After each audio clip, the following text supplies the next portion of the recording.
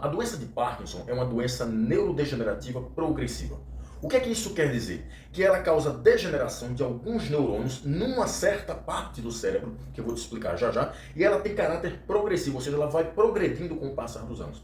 Só que essa velocidade de progressão, ela acontece em diferentes graus, em diferentes níveis, a depender do indivíduo, a depender, inclusive, de alguns fatores, como por exemplo, fatores individuais, como por exemplo, fatores genéticos, uso de medicamentos, cirurgia, como por exemplo, a DBS, que é muito comum em pessoas que não estão mais respondendo a medicações para tratamento do Parkinson. Inclusive, a velocidade da progressão do Parkinson depende de fatores relacionados a estilo de vida, como alimentação, padrão de sono e atividade física. Nesse sentido, eu posso ter dois indivíduos com a mesma doença, diagnosticados mais ou menos no mesmo período, só que a progressão dessa doença acontece em diferentes velocidades, a depender desses fatores que eu acabei de falar para você. E o que é que causa a doença de Parkinson? Ou seja, qual a sua etiologia? Bem, você tem umas estruturas numa certa parte do cérebro chamadas de gânglios da base. Dentre os gânglios da base, você tem a substância negra. A substância negra ela é formada predominantemente por neurônios dopaminérgicos, ou seja, neurônios que sintetizam e secretam dopamina no cérebro. E aí a dopamina faz suas funções. O que acontece é que o indivíduo que tem a doença de Parkinson, ele tem a morte desses neurônios dopaminérgicos, ou seja, esses neurônios começam a morrer com o passar dos anos. Como eles começam a morrer, você começa a ter problemas na síntese e na secreção de dopamina cerebral. E aí você começa a desenvolver os sintomas da doença de Parkinson. Então a doença de Parkinson é causada pela morte de neurônios dopaminérgicos lá da substância negra dos gânglios ou núcleos da base. Tudo bem? Falando em sintomas, quando a gente fala em sintomas, é muito comum as pessoas associarem o Parkinson somente aos tremores. E eu vou dizer uma coisa para você, os tremores realmente são um dos sintomas da doença de Parkinson, mas não é o único. Inclusive, existem pessoas que são diagnosticadas com Parkinson que apresentam outros sintomas, mas não apresentam os tremores. Eu já falei sobre isso aqui em outro vídeo. Então vamos lá. Você tem dois tipos de sintomas, os sintomas motores, ou seja, os sintomas associados ao movimento, e os sintomas não motores, ou seja, os sintomas não associados ao movimento. Dentre os sintomas motores, portanto, os sintomas associados ao movimento, você tem os tremores, muito comum na doença de Parkinson, mas não exclusivo, e ele não é obrigatório.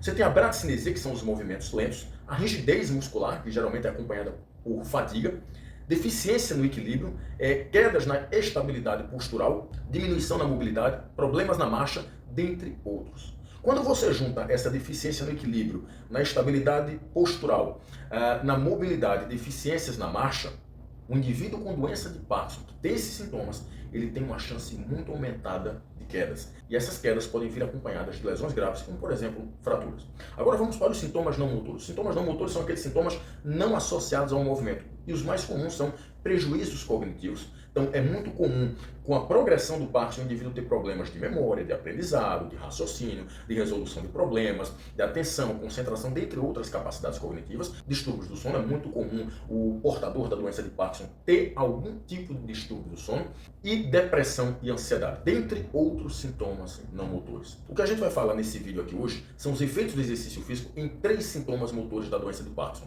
a saber, deficiências no equilíbrio, na estabilidade postural e na mobilidade. Ou seja, a pergunta principal que eu vou responder aqui hoje é: quais as melhores intervenções associadas ao exercício que podem melhorar o equilíbrio, a estabilidade postural e a mobilidade em pacientes com a doença de Parkinson?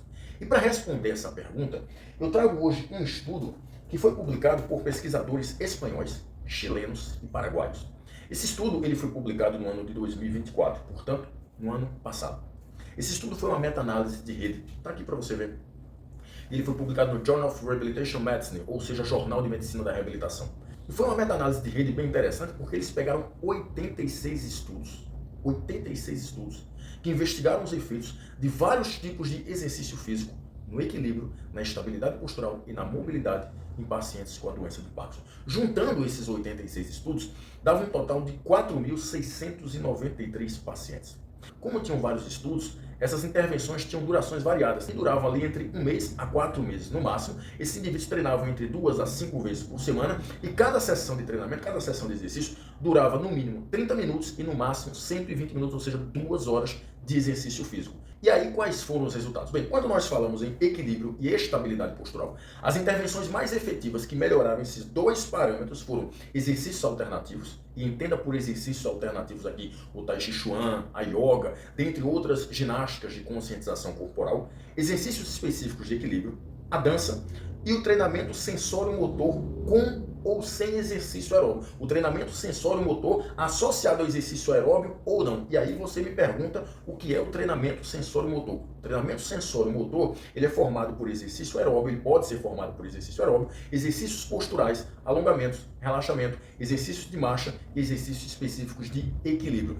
Essas intervenções de exercício foram as mais efetivas para melhorar o equilíbrio e a estabilidade postural. No entanto, quando nós falamos na mobilidade, no equilíbrio dinâmico, o equilíbrio dinâmico é aquele tipo de equilíbrio que você precisa dele quando está se movimentando, como por exemplo, para andar, para fazer alguma coisa com apenas um membro, uma perna só. Então isso é chamado de equilíbrio dinâmico. Para melhorar a mobilidade e o equilíbrio dinâmico, as intervenções mais importantes foram os exercícios alternativos, ou seja, Tai Chi Chuan, yoga, dentre outras ginásticas de conscientização corporal, exercícios específicos de equilíbrio, exercícios de força, como por exemplo a musculação, mas não exclusivamente a musculação, você pode treinar força em casa usando equipamentos alternativos, aparelhos alternativos e o peso do próprio corpo, você pode treinar força com pilates, você pode treinar força fazendo alguns exercícios do treinamento funcional, enfim, você tem várias alternativas para se treinar força e a musculação é apenas uma delas. Então, exercício de força foi importante para melhorar mobilidade e equilíbrio dinâmico. A dança aparece mais uma vez e o treinamento sensório-motor com exercício aeróbio. Essas intervenções foram as mais efetivas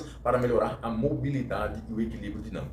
Mas esses pesquisadores não verificaram apenas isso. Eles também foram verificar as melhores probabilidades de tratamento, ou seja, dentre essas modalidades de exercício que eu acabei de falar para vocês, quais delas teriam as melhores probabilidades de tratamento, teriam uma maior eficácia, vamos dizer assim. E eles verificaram que quando nós falamos em equilíbrio, os exercícios alternativos ficaram em primeiro lugar com a probabilidade de eficácia de 34,1%, seguido do exercício de equilíbrio com 28% e depois dança, que variou aí entre 24% a 36,2%. Quando nós falamos em mobilidade e equilíbrio dinâmico, a dança apareceu em primeiro lugar com 30,3%, seguido do treinamento sensório-motor associado ao exercício aeróbico com 23,6% e o exercício resistido em terceiro lugar. O exercício resistido pode ser a musculação, mas pode ser qualquer outra forma de exercício de força, com 20%. Então vamos aos comentários. O exercício físico, ele precisa estar presente na vida dos pacientes portadores da doença de Parkinson. A literatura científica mostra isso consistentemente. A depender do sintoma que a gente estiver falando, algum tipo de exercício físico pode ter um efeito em uma magnitude maior do que uma outra modalidade. Mas o leque de opções é extremamente grande. Vai de uma simples caminhada até coisas mais complexas, como por exemplo a musculação, a dança, o treinamento sensório-motor, dentre outras formas de exercício físico. Aqui desde 2022 eu venho mostrando o efeito de várias formas de exercício físico em diferentes sintomas da doença de Parkinson. Eu já destaquei aqui os efeitos do exercício aeróbio no funcionamento cerebral do portador de Parkinson. Eu já mostrei aqui o efeito do exercício em dupla tarefa na cognição dos portadores de Parkinson. Eu já mostrei os efeitos da musculação, da dança, dentre outras formas de exercício nos sintomas motores e não motores. Já mostrei os efeitos da atividade física em geral no tratamento da depressão em alguns pacientes com doença de Parkinson, porque aproximadamente 50% desses pacientes chegam a desenvolver algum grau de depressão. Então observe, hoje eu trago aqui os efeitos do exercício físico no equilíbrio, na estabilidade postural e na mobilidade. E aqui eu mostrei uma série de modalidades que podem melhorar esses três parâmetros que são muito afetados em portadores da doença de Parkinson. E quando esses parâmetros são afetados numa magnitude importante, isso aumenta as chances desses pacientes serem acometidos por quedas. Mais uma vez, essa queda pode vir acompanhada de lesões graves como fraturas. Então, quando a gente utiliza intervenções importantes, como essas intervenções de exercício que eu mostrei aqui, e você melhora não só a mobilidade, a estabilidade postural, e o equilíbrio, mas também vários outros sintomas da doença de Parkinson, você desacelera a progressão dessa doença, você melhora a qualidade de vida. Então, pacientes portadores da doença de Parkinson precisam se envolver em exercício físico. Se a intenção é melhorar equilíbrio, estabilidade postural e mobilidade, essas atividades que eu citei aqui são as mais importantes, são as mais interessantes. Isso não significa que esses indivíduos não possam fazer outras atividades de sua preferência. Tudo pode ser encaixado, é só conversar com um profissional de educação física para que o exercício seja prescrito da melhor maneira possível, contemplando determinadas atividades que podem melhorar determinados sintomas da doença de Parkinson, mas também que possa contemplar os gostos e preferências dos pacientes. O que não pode é o indivíduo portador da doença de Parkinson ter um nível elevado de comportamento sedentário. O que não pode é o indivíduo portador da doença de Parkinson estar inativo fisicamente. Se a inatividade física, se o comportamento sedentário estiver presente na vida desse indivíduo, a velocidade da progressão da doença vai ser maior. E como consequência, a perda na qualidade de vida também. Então, insira o exercício físico na vida dos portadores da doença de Parkinson. E se você é portador da doença de Parkinson e tem independência, autonomia funcional, passa a se engajar em alguma atividade física.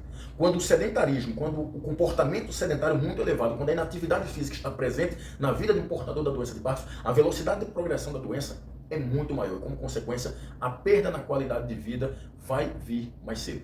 Então, se envolva em atividade física. A sua saúde agradece. Eu espero ter contribuído. Um abraço a todos. Até mais.